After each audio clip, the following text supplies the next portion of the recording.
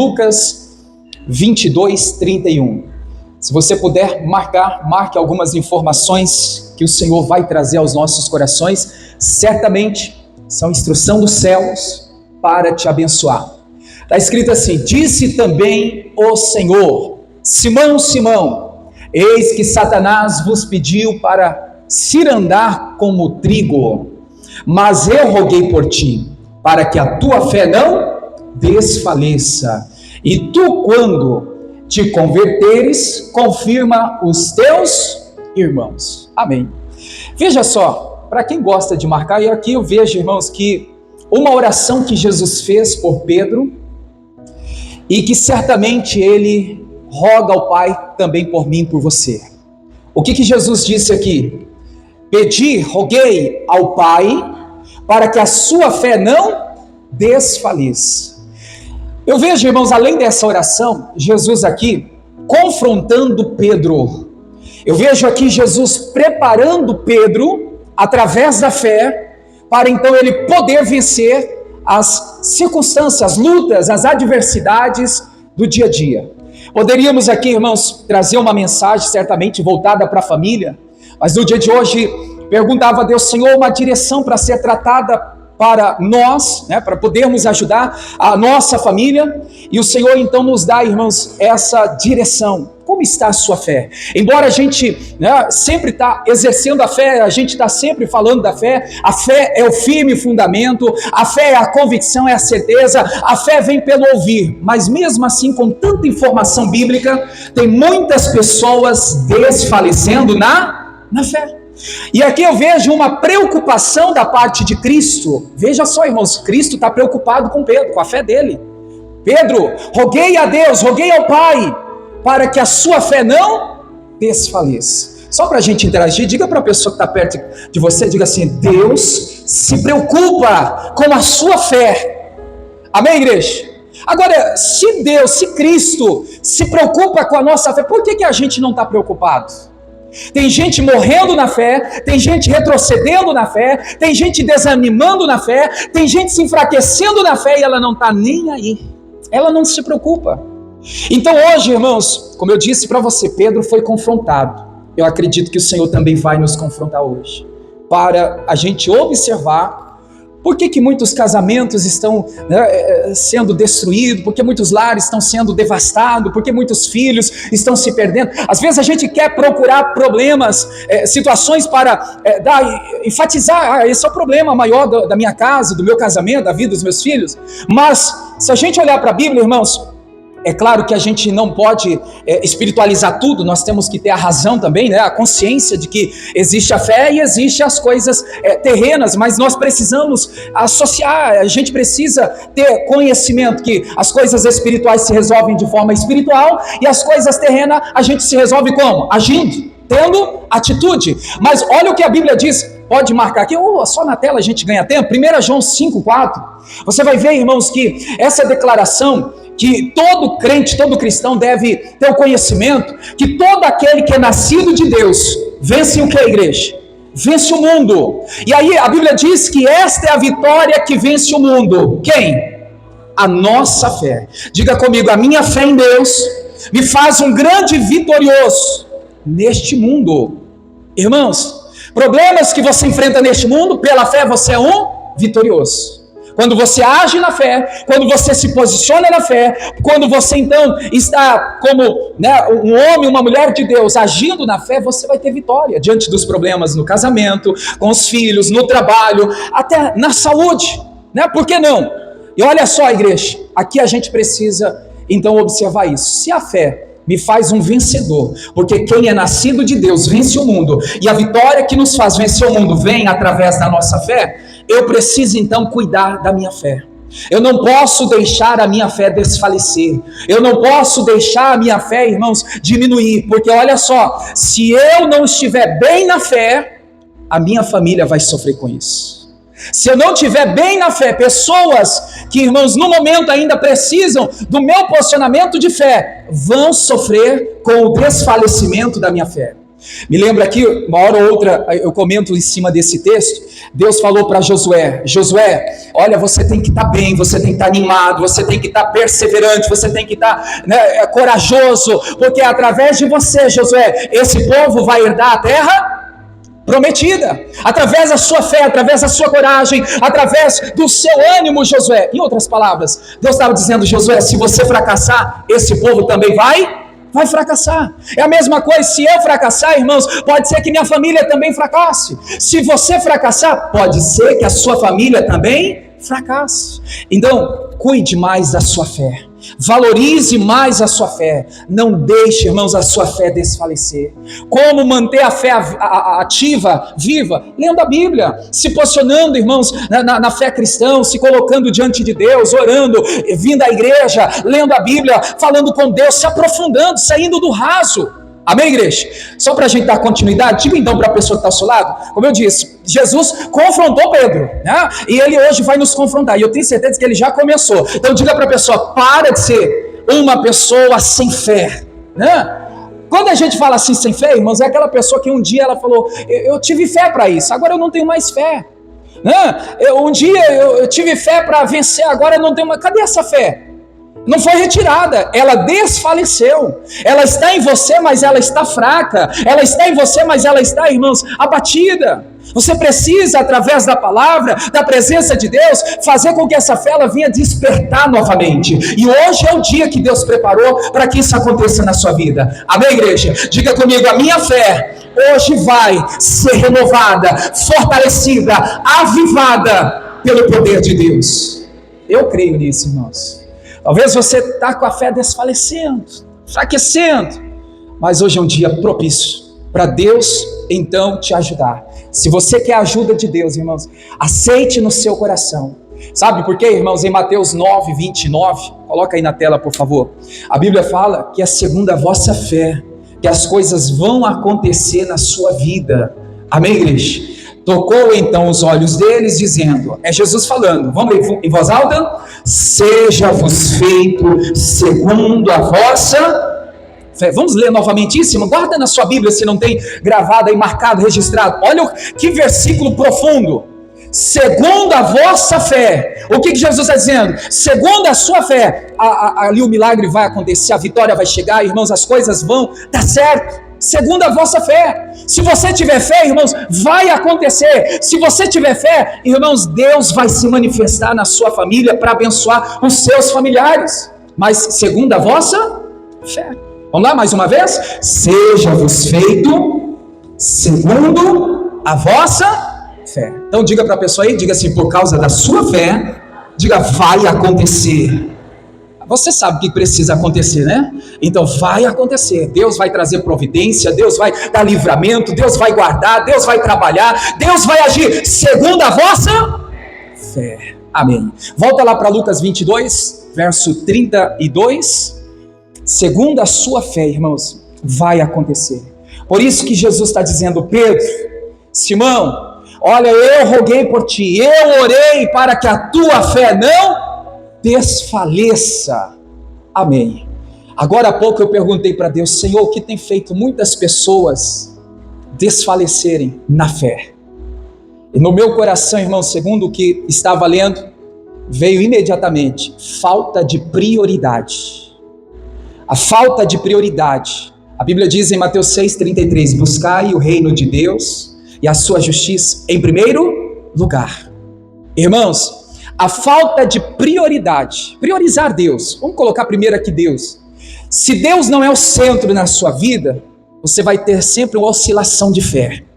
Uma hora você vê que uma hora você está na fé, outra hora você não está na fé, uma hora você acredita, outra hora você não acredita, uma hora você tem esperança que vai dar certo, outra hora você já não espera mais nada. Isso é oscilação de fé. E por que isso acontece, irmãos? Falta de prioridade. Às vezes a gente acha que, porque agora eu sou crente, eu estou indo à igreja, já está bom demais. Não é bem assim, irmãos. Só ser frequentador de igreja não é suficiente. Só ser participante de uma congregação não basta. Deus quer de mim, quer de você, algo mais profundo, mais sério, algo mais comprometido com Ele. Amém, igreja? Veja só, quando nós não temos prioridade, E por não ter essa prioridade, muitas pessoas então estão desfalecendo na fé. E olha, eu vejo que muitas pessoas elas acabam então até dizendo, na palavra da falta da prioridade, ela começa a dizer: eu não tenho tempo. E essa frase eu gostaria que, se você pudesse marca aí numa folha ou no seu celular, no texto que você tem, diga comigo assim, diga assim: a falta de prioridade está comprometendo a fé de muitos. Guarda isso, registre isso, principalmente no coração. Agora, olha essa frase aqui, irmãos: eu não tenho tempo. Vou dar tempo aí para as pessoas marcarem. Vai lá, repete comigo, vamos lá? Eu não tenho tempo. Sabe que essa é uma tentativa de camuflar a nossa falta de prioridade? É isso aqui, irmãos. Quando a gente fala eu não tenho tempo, a gente está tentando camuflar e esconder a falta de prioridade. E você vai ver, irmãos, quantas pessoas que elas dizem assim: eu não tenho tempo para ir à igreja. Só que por trás dessa frase, o que ela está dizendo? Sem ela aceitar muitas vezes, ela está dizendo: Deus não é a minha prioridade. Essa é a verdade. Eu não quero orar, eu não tenho tempo para orar, eu não tenho tempo para ler a Bíblia, eu não tenho tempo para jejuar. Por trás dessa frase camuflada, a falta de prioridade está dizendo assim: você não tem prioridade para Deus. E aí, irmãos, por isso que muitas pessoas estão retrocedendo na fé, porque tirou Deus do primeiro lugar, tirou Deus, do centro, e foi deixando ele de lado, Esses dias eu vi um vídeo, e a pura verdade, irmãos, vamos dizer, a primeira geração de crentes na história era Deus para tudo. A segunda geração, irmãos, já é Deus acrescentado com mais algumas coisas que a gente coloca no nosso dia a dia. E segundo esse vídeo nos faz entender que nós estamos na terceira geração de tipo de crentes, que nós temos Deus, acrescentamos as pessoas, mas a maioria das vezes nós deixamos Deus de lado dos nossos compromissos. Você vai ver, olha só, quantas pessoas que têm Deus no coração, ela fala: eu sou de Deus, eu estou na fé, mas ela sempre procura outros meios para poder então, estar, irmãos, vivendo uma vida cristã camuflada, mas na hora do vamos ver, ela deixa Deus de lado das suas escolhas, das suas decisões, ela deixa de lado, irmãos, Deus, daquilo que ela vai fazer. E olha o quanto isso tem sido tão presente no nosso dia a dia. Então, quando a gente diz que nós não temos tempo para ir à igreja, para ler a Bíblia, para orar, por trás disso, camuflado, a gente está dizendo o que, igreja? Eu não tenho tempo para Deus. E por isso que a fé de muitos estão desfalecendo. Vamos agora levar um pouquinho para o lado família, irmãos, só para também sentir o peso dessa palavra, levando aqui para o lado família.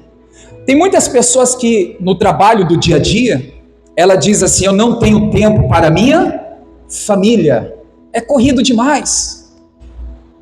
Ela sai pela manhã para trabalhar, trabalha o dia todo, às vezes quando tem filhos, às vezes o filho vai para a escola, tem filho que às vezes não vê nem o pai acordado. Quando vai trabalhar, o filho está dormindo, quando chega, o filho está dormindo, e aí vai passando, irmãos, os anos, a família vai se perdendo, vai se enfraquecendo, e porque o pai, a mãe na correria, ele diz essa palavra, essa frase: eu não tenho tempo para minha família. Mas por detrás disso, seguindo o raciocínio, o que ela está dizendo? Porque está camuflado. O que as pessoas estão dizendo? Eu não priorizo a minha família. Isso, irmãos, é para casamento também. A pessoa ela acaba deixando o cônjuge de lado, e ela acaba caindo numa aceitação, dizendo: não, eu não tenho tempo para o meu cônjuge, ou para a esposa, ou para o marido. Por detrás disso ela está dizendo: meu marido, minha esposa não é prioridade. E assim a gente precisa, irmãos, rever, porque isso enfraquece a nossa fé, isso vai desfalecendo a nossa fé. Nós precisamos aqui, irmãos, abrir os nossos olhos, porque o inimigo, ele está usando, irmãos, essa questão do tempo para enganar as pessoas, passarem a rasteira nas pessoas, e olha, principalmente enfraquecer a fé das pessoas. E se a gente olhar para a Bíblia, irmãos, Eclesiastes 3, você vê que Deus pensou no tempo, ao ponto dele estabelecer tempo para todas as coisas. O que está faltando a gente viver, irmãos, da maneira certa, o tempo estabelecido por Deus, é prioridade. É a gente colocar, irmãos, prioridade no nosso tempo. O que você logo vai fazer pela manhã? O que você vai fazer à tarde? O que você vai fazer à noite? Com o tempo, irmãos, estabelecido, o tempo que você tem, organize ele. Organize o seu tempo para ficar mais fácil para você. Amém, igreja? Então, a questão, eu até chego a essa conclusão, irmãos. Então, se a gente ficar aí dando desculpa, as pessoas podem até aceitar a desculpa, né? Eu não tenho tempo para a igreja, eu não tenho tempo para Deus, eu não tenho tempo para o meu casamento, não tenho tempo para a família. As pessoas podem até compreender, podem até, né, ser convencidas por aquilo que a gente está falando, mas quando Deus olha para esse argumento, cai por terra, é fraco. Porque o próprio Deus, ele estabeleceu o tempo. Tudo tem o seu tempo certo, determinado para todas as coisas, diante do propósito. E aí, irmãos, onde muitas pessoas estão sempre dando desculpa, eu não tenho tempo, não me sobra tempo, então eu não tenho tempo. Essa frase diante de Deus não existe. Amém, igreja? O que existe é eu não tenho prioridade, né? Ao invés de dizer eu não tenho tempo, encare a realidade para você ver o peso da frase eu não tenho é prioridade. Aí você vai começar a olhar diferente.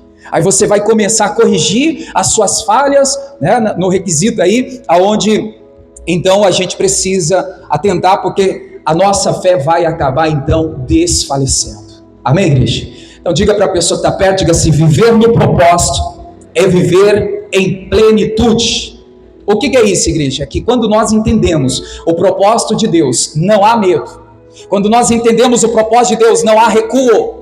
Não há, irmãos, dúvida. A gente não vai retroceder. Por quê? Porque existe prioridade. Deus está em primeiro lugar na minha vida. Então, Ele estando em primeiro lugar na minha vida, a fé vai manter acesa dentro do meu coração. Amém, igreja? E como está, irmãos? Claro que cada um responda, né, por si. Como está o seu tempo? Existe uma organização? Você está tendo tempo para fazer as coisas? Ou você tem tempo em excesso demais para certas coisas e para outras coisas está uma escassez de tempo? Está faltando tempo. Eu acredito, irmãos, que uma das palavras que o Senhor nos entrega aqui hoje para alinhar a nossa vida perante Deus, para a nossa fé não ser atingida, nós precisamos organizar o nosso tempo. Amém? Você pode dizer mais uma vez comigo? Diga assim: a falta de prioridade é o que está comprometendo a fé de muitas pessoas. E quando é que a gente está faltando com prioridade? Quando a gente diz, está faltando tempo, não tenho tempo. Irmãos, isso não existe ante Deus. Está errado, precisa ser corrigido, precisa ser alinhado para que a gente permaneça na fé. Então eu vejo aqui que o próprio Cristo atentou para a fé do Pedro. Ali, né, mostrando Pedro: olha, Satanás está cirandando, Satanás está aqui, ó, tentando contra você, Satanás está aqui tentando de alguma maneira te passar rasteira, o inimigo está de qualquer maneira aqui tentando contra a sua fé.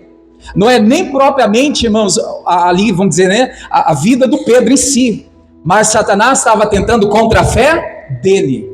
E aí a gente pode olhar para outro, né, ponto de vista aqui que o texto nos traz.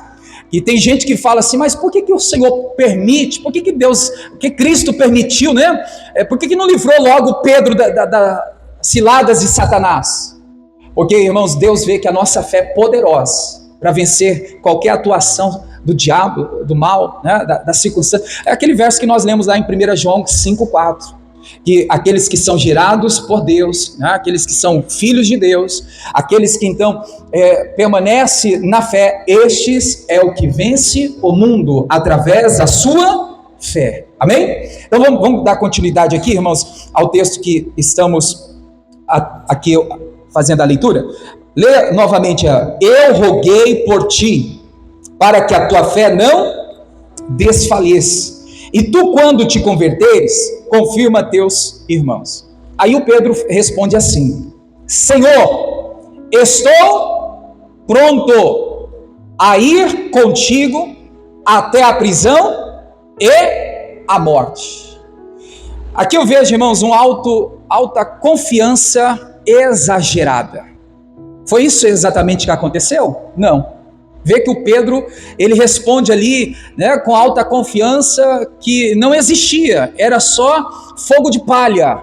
Cuidado, irmãos, alta confiança em certas circunstâncias, situações da vida, tem levado muitas pessoas a se afastarem de Deus, a se distanciar do Senhor. Veja que ele está garantindo, ele está confiante, uma confiança, irmãos, que não era verdadeira. Olha a confiança, não, Senhor, Satanás não vai tocar na minha fé. Olha, eu estou pronto para ir contigo até a prisão, eu morro, mas o inimigo, o diabo, não rouba a minha fé, não atinge a minha fé. Não, isso não vai acontecer. E se você continua lendo aí, você vai ver, irmãos, o que aconteceu. Exatamente ao contrário da confissão que ele estava dizendo ali naquele momento. Então, o que eu quero dizer em cima disso aqui, irmãos, tem que ter equilíbrio, tem que ter conhecimento do que a gente está falando. A gente não pode estar falando coisas que não é realmente aquilo que a gente está vivendo. E isso tem atrapalhado muitas pessoas também no seu dia a dia. Então, voltando aqui, a gente vê que Jesus não está orando para Pedro ser livrado ali do problema, mas Jesus está orando para Pedro fortalecer na fé. Então, já que estamos aqui falando de família, irmãos, faça essa oração também pela sua família, faça a sua oração pelos seus. Senhor, fortaleça o meu marido na fé, a minha esposa na fé. Senhor, fortaleça os meus filhos. Veja que às vezes a gente pede livramento. Senhor, livra eles do diabo, do mal, dos homens perseguidores. Irmãos, pode orar? Pode. Mas também ore pedindo: Senhor, fortaleça a fé do meu filho, fortaleça a fé da minha filha. Amém, igreja? Diga comigo: Jesus não ora para livrar Pedro do problema. Jesus orou para quê, irmãos? Para ele se fortalecer na fé. Jesus orou para que a fé dele então fosse o quê, irmãos? Fortificada. Jesus está falando: Pedro, olha, Satanás vai te testar, Satanás vai te peneirar, Pedro, você vai ser provado, mas eu estou orando para você se sustentar onde? Na fé, diante da fé. A oração de Jesus foi para que a fé dele não desfalecesse. Tem muita gente que às vezes ainda não fez essa oração. Está mais do que na hora da gente orar. Senhor, fortalece a fé do filhinho, do filhão, fortalece. Às vezes aquela pessoa está, irmãos, ali sendo provado, sendo testado por Satanás, aí não comunica você, que é parente, que é família, aí sofre retaliações ali, pelo próprio inimigo, está passando uma prova. Tem gente que se cala, se fecha, tem gente que se isola e não procura nem os pais. É assim ou não é, irmãos? Tem filhos que estão no aperto, no sufoco, na hora do vamos ver, a pessoa se isola, a fé dela está ali desfalecida, está fraca, ela não procura ajuda com os pais, não procura ajuda na igreja, ela vai morrendo na fé sozinho. Por isso que há uma necessidade dos pais, há uma urgência da família em oração, dizer: Senhor, não sei como está a fé do meu filho, não sei como está a fé do meu pai, da minha mãe, do meu marido, da minha esposa, mas fortaleça ele na fé. Senhor, não deixe os meus desfalecerem na fé. Amém? Diga glória a Deus por isso, irmãos. Está entendendo aqui? Ore, igreja, mas ore com intensidade. Vamos orar: Senhor, fortalece. Porque, irmãos, eu vejo aqui o que Jesus está ensinando é como se fosse assim: quem perde a fé perde o chão. Entendeu? Quem perde a fé perde o chão, perde o sentido da vida. Sendo que a gente acabou de ler que a fé vai fazer a gente vencer o mundo. Através da fé nós vamos ter vitória diante de todos os problemas neste mundo. E se a gente perde a fé, então a gente vai perder, irmãos, todas essas conquistas. Não vão existir vitórias, porque não tem vitória sem a fé. Então nós precisamos estar, irmãos, convictos: a minha fé não pode desfalecer. Eu não vou deixar minha fé desfalecer. Eu não vou desanimar na fé. Eu não vou retroceder na fé. Eu preciso melhorar, aumentar a minha fé. Amém? Uma coisa que Jesus sempre, eu cito aqui também, irmãos, Jesus disse: no mundo tereis as aflições. Sempre, irmãos, a vida do crente é vida de prova, de perseguição, de luta. Quem achou que seria facilidade se enganou. Quem achou que a vida de crente seria, irmãos, aquela mil maravilha, se enganou. É ou não é verdade? Porque tem gente que fala assim: não, agora eu vou virar crente, vai cessar as lutas, perseguições, não vai ter mais dor, não vou sofrer mais. É engano de quem pensa assim. E, irmãos, graças a Deus que com todas essas lutas nós estamos com Deus. Porque imagina sem Ele. É aquilo que Jesus disse, sem mim nada podereis fazer. E se com Deus a gente já tem uma luta árdua, constante, imagina sem Ele. não teríamos condições nenhuma de ter vitória. Isaías 43:2, uma declaração do próprio Deus, dizendo que não importa o que você está passando, se você passar pela água, o que ele diz? Eu estarei contigo. Se você passar pelo fogo, você não vai te queimar, também estarei contigo. Vamos ler? Aí, quando passares pelas águas, estarei contigo. Quando pelos rios, eles não te submergirão. Quando passares pelo fogo, não te queimarás, nem a chama arderá em ti. Então veja que Deus, Ele está, irmãos, prometendo. Há uma promessa, aqui é uma promessa. Ele está prometendo que vai estar conosco nas águas, no fogo, em qualquer circunstância, né? Na prova, na doença, na situação difícil, Ele vai estar sempre conosco. Amém? Outro texto que a gente precisa aqui analisar, 1 Timóteo, capítulo de número 1, verso 19. 1 Timóteo 1:19. O que está escrito aí, igreja? Vamos ler juntos? Conservando o quê? A fé e a boa consciência, rejeitando a qual alguns fizeram naufrágio da fé. O que você entende pela palavra conserva? Você pega lá uma cebolinha, conserva. Dura mais tempo. Pega lá um pequi ou qualquer outra coisa para conservar, quer dizer que vai conservado durar mais tempo. E o que a Bíblia está ensinando aqui, irmãos? A gente conservar o quê? A fé. Para quê? Para ser duradoura. Para estarmos, irmãos, mais tempo resistindo os ataques do diabo. Tem muitas pessoas que não conservam a sua fé, elas não guardam a sua fé, elas não protegem a sua fé. Quando eu falo guardar, proteger, irmãos, é se revestir de Deus. É você estar diante do Senhor no seu devocional, no seu momento a sós com Ele, orando, buscando a face dEle, né, se aprofundando no Senhor. Isso você vai estar então conservando a sua fé. Isso vai fazer com que você tenha a sua fé, irmãos, olha, para mais tempo, uma fé duradoura. Pode vir lutas, dificuldade, o texto mesmo fala aí de naufrágio, né, tempestades, olha, situações que fogem do controle do homem, mas quem tiver com a fé conservada, não vai naufragar, né? Não vai afundar, não vai, irmãos, é o que o Senhor está falando. Muitas pessoas não naufragaram, né? Ali, não foi por causa do vento, mas foi por causa da fé. A fé permaneceu essas pessoas intactas, né? Ali, sem ser atingida. Então, sem fé, irmãos, não há base para continuar lutando. Por que muitas pessoas desistem de lutar? Eu vou desistir do meu casamento, vou abrir mão, está faltando fé, acabou a fé. Eu vou abrir mão dos filhos, não querem nada com nada, eles, né, que se viram para lá. Quando a pessoa está desistindo de lutar, o que aconteceu? A fé acabou. Então, sem fé, irmãos, não há base para a pessoa continuar lutando. Por isso que ela não consegue lutar, ela não vai à frente, porque sem fé ela não tem condições de ir adiante. Amém? Hebreus 11:1. Só para passar aí pelo verso bem conhecido: a fé é a certeza das coisas que espera e a convicção de fatos que não se veem. Versículo 6: sem fé é impossível agradar a Deus. Então veja só, casamentos estão se acabando, famílias estão se afastando, pessoas, filhos estão, né, irmãos, com muita dificuldade ali no convívio dentro do lar. Por quê? Porque muitas pessoas deixaram a fé se esfriar.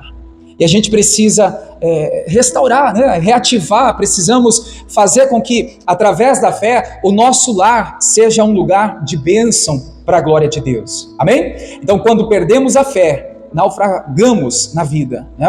Afundamos, casamento afunda, o convívio familiar afunda e acaba então sendo uma maior destruição.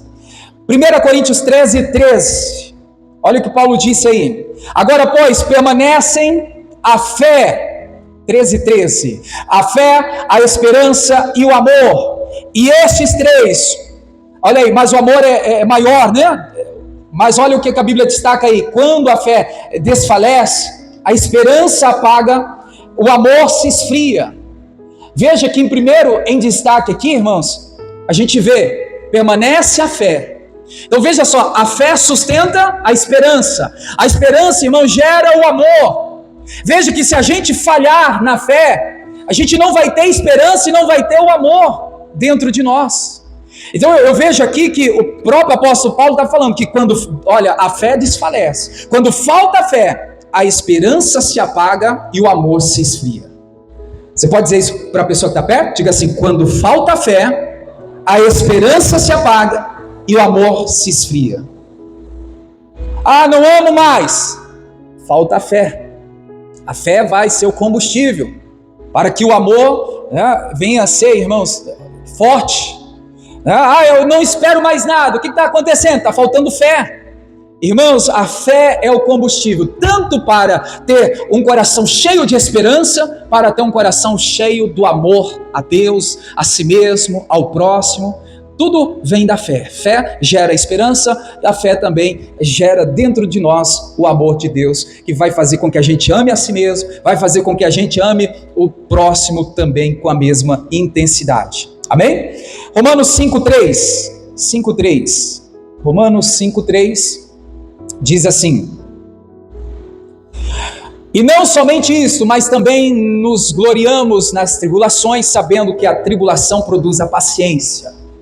A paciência produz a experiência produz a esperança, e a esperança não traz confusão, porquanto o amor de Deus está derramado em nosso coração pelo Espírito Santo que nos foi dado.